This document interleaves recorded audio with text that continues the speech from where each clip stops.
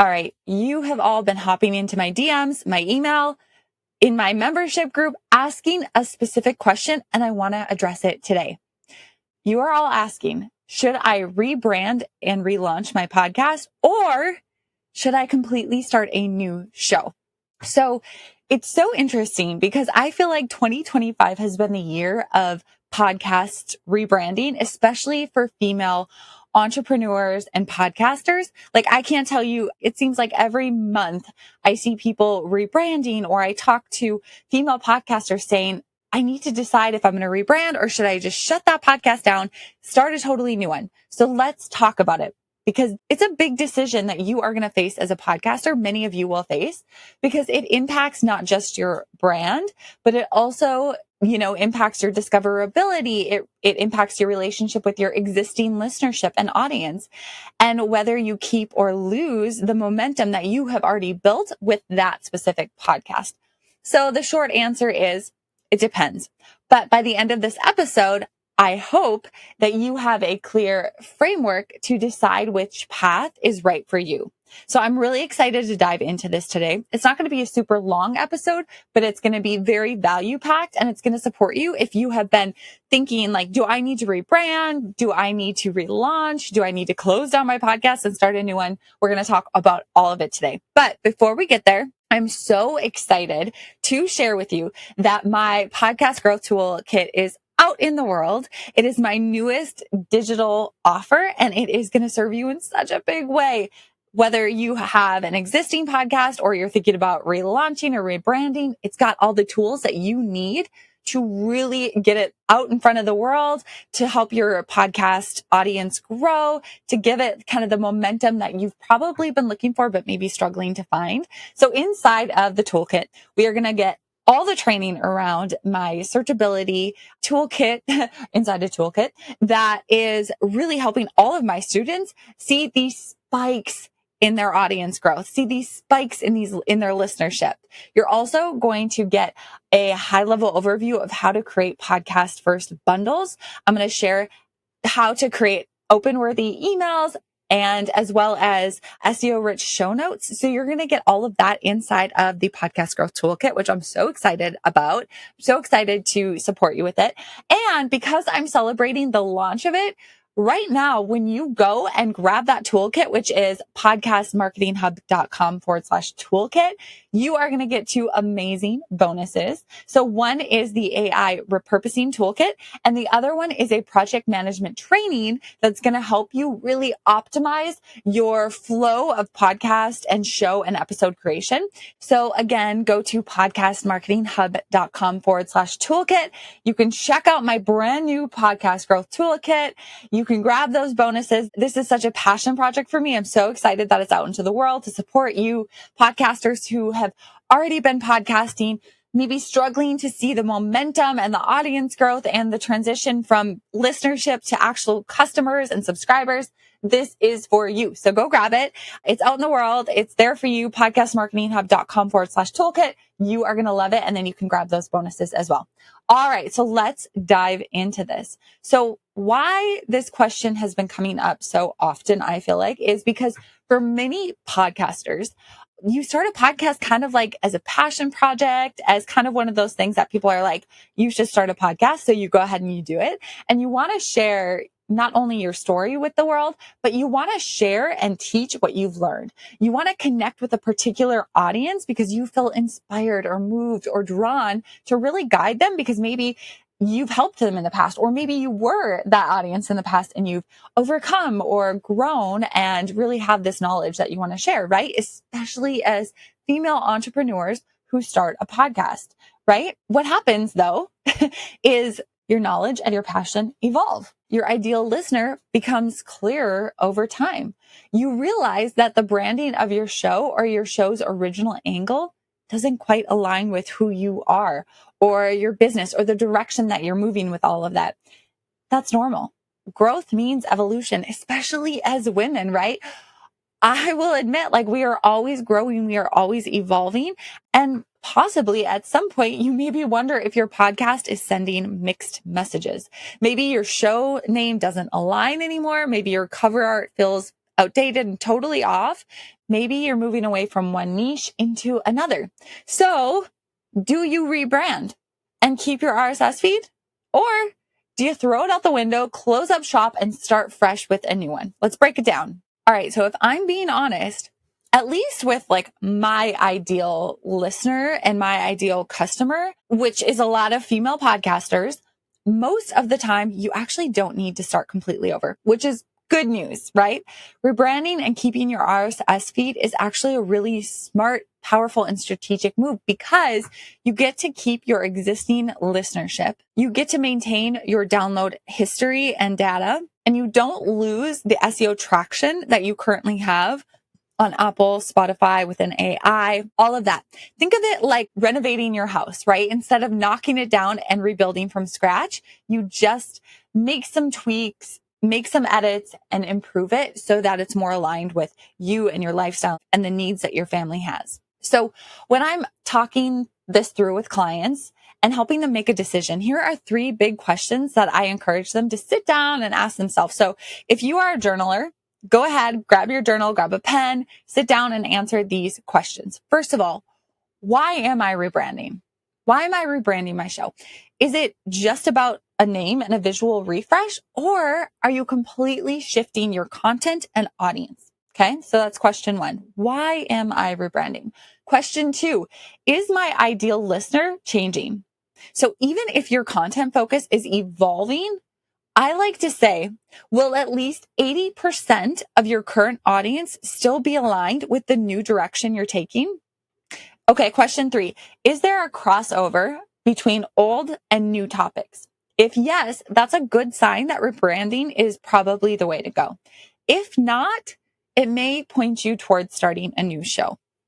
All right, so let's look at a couple examples of what I mean. Like if this was a real life scenario, which actually these are, because I've talked to people who had these real life scenarios and were asking if they should rebrand, you can ask yourself these questions. So let me really put it into context for you. So scenario 1, where rebranding actually makes a lot of sense. So let's say you are a business coach who originally started a podcast teaching list building strategies. Like that was your expertise. You loved it. You wanted to teach that. You started a podcast. That's what you've been doing. You've been doing very strategic, tactical list building strategies. And over time, you realize that your passion lies in mindset coaching for female entrepreneurs.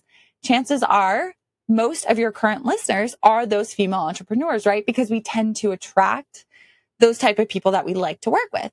Well, in that case, I would probably say rebrand because a lot of female entrepreneurs love the mindset piece, right? They love figuring out how to optimize and grow and become stronger mentally as female entrepreneurs, right? And if they already know, like, and trust you, it's going to be easy for them to make that jump with you, right? So maybe you have some people in your audience who won't align with that, but I would say 80% would probably align with that shift. So that is going to be a rebrand, not a restart. Now let's talk about scenario 2, where a new show, a new RSS feed is going to be the ticket. So let's say that your podcast teaches entrepreneurs how to grow their email list. So same thing, but now you actually want to pivot into a show exclusively for dentists growing their physical practices. Now that's a completely different audience, right?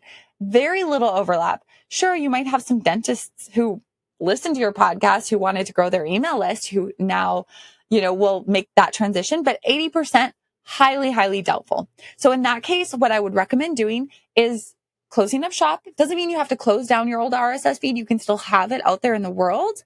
But I would recommend doing a brand new RSS feed and a brand new show launch.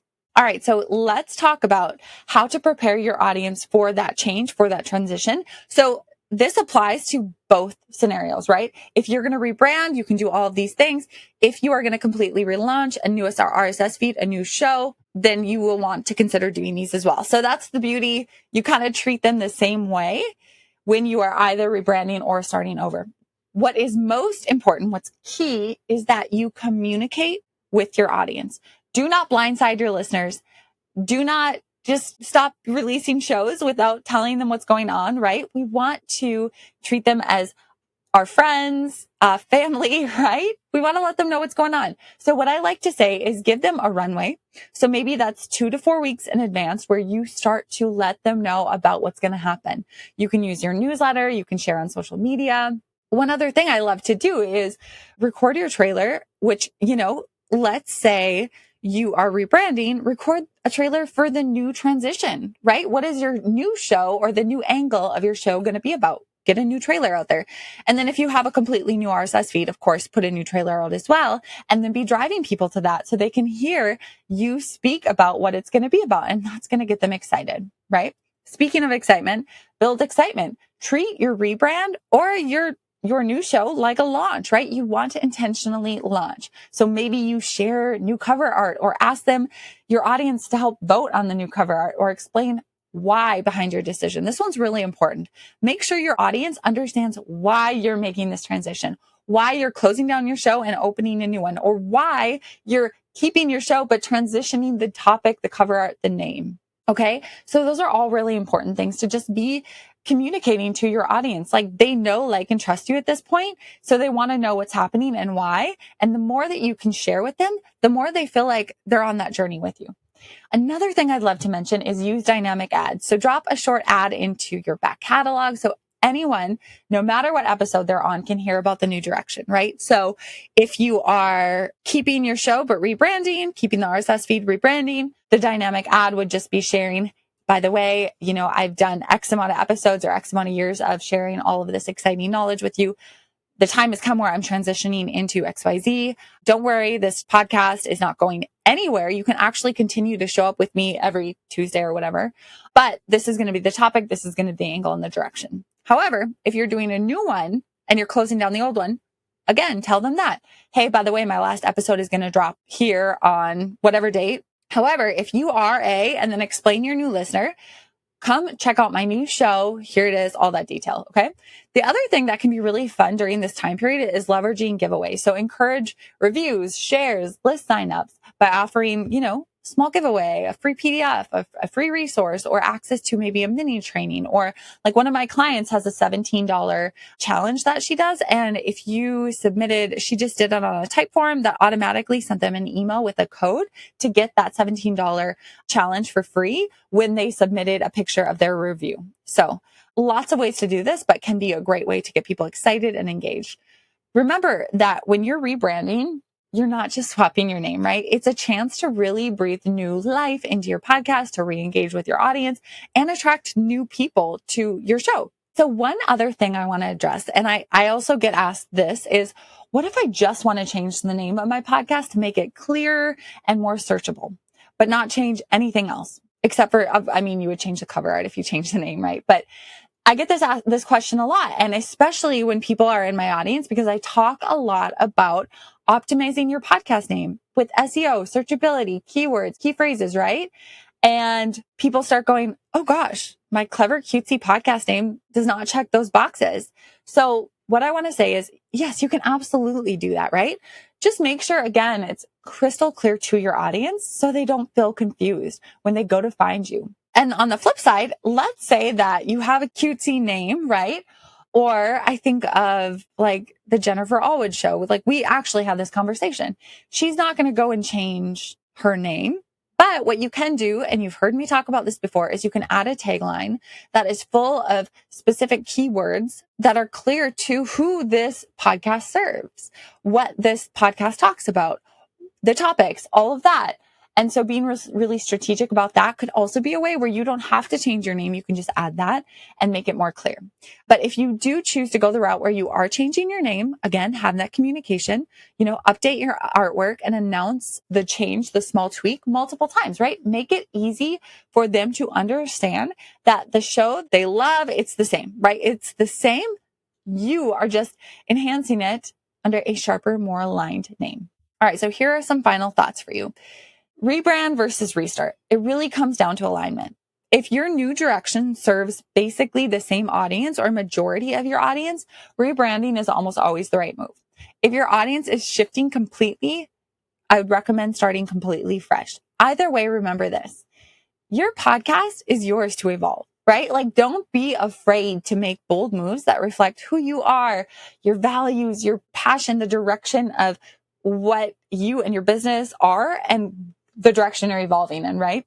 So stick with what lights you up. Don't feel like you have to stay stuck in this box that you created years ago just because that's where you started, right? Keep your audience in the loop and treat any transition, big or small, as an opportunity to grow. I, for instance, I can think of like Amy Porterfield did this just recently in March, right? She had online marketing made easy for like, I think 13, 16 years, something like that. And she just like got to this point where she's like, I've evolved, my audience has evolved, and online marketing made easy doesn't align anymore. But because my audience has evolved with me, majority of them can come with me to my new show, my new direction, because it'll serve them in a really big way. And those who might not be quite there with me can still listen and learn things. And so she decided to move away from online marketing made easy, keep the RSS feed, and then rename it, rebrand it, all of that. And it's worked out beautifully for her. Okay. All right. So if this episode got your wheels turning, I'd love to hear from you. Go ahead, drop me a comment. If you're on Spotify, you can DM me on Instagram. Let me know what you're thinking about it. If you are thinking about rebranding or a new show, I want to hear what you're thinking so we can talk about it. And again, I want to get excited and celebrate that my podcast growth toolkit is out into the world. I would love for you to go grab it.